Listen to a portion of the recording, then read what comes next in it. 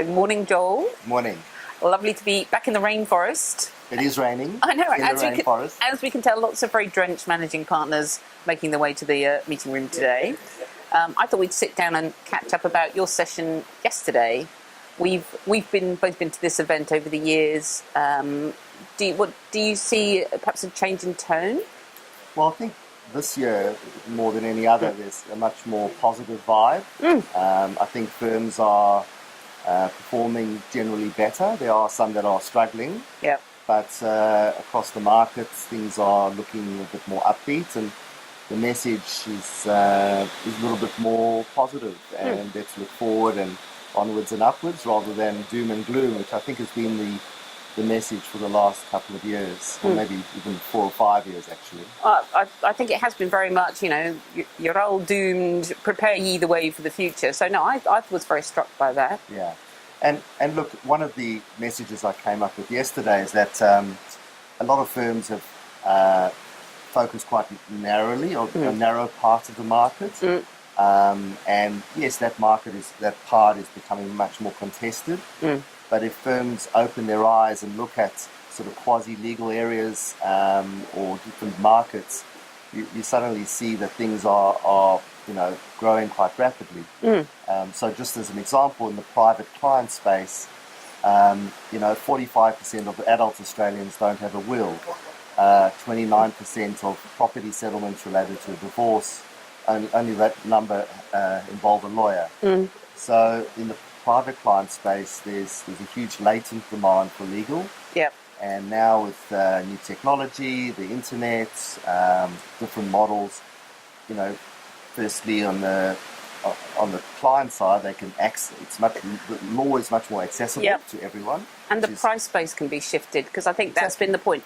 As much as we love law firms, one doesn't tend to choose to put your money there if you have spare cash. But also just less intimidating. You go to some of these websites and stuff, and they look great. They look, well, actually, I have one of those. Thanks very much. So law is becoming much more accessible and affordable, and so there's this huge latent demand for legal.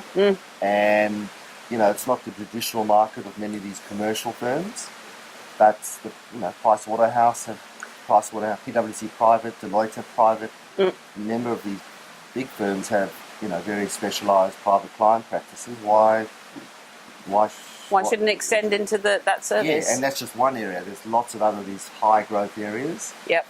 If the firms just open their eyes a bit more. Interesting. In your overview, sort of market forecast, I was really struck by the HBR article that you pulled up. And what I found interesting was it wasn't just, it was almost gave a framework to help a business say, well, I know to give to a client and say, what do you care about most? Is it the economics of it, or are there other aspects?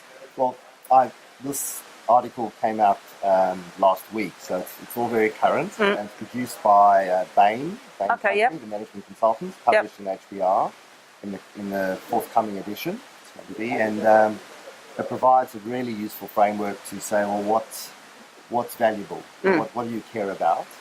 But one thing, so it talks about economic value and performance and ease of use and all the sort of traditional factors, and provides a brilliant sort of framework for that.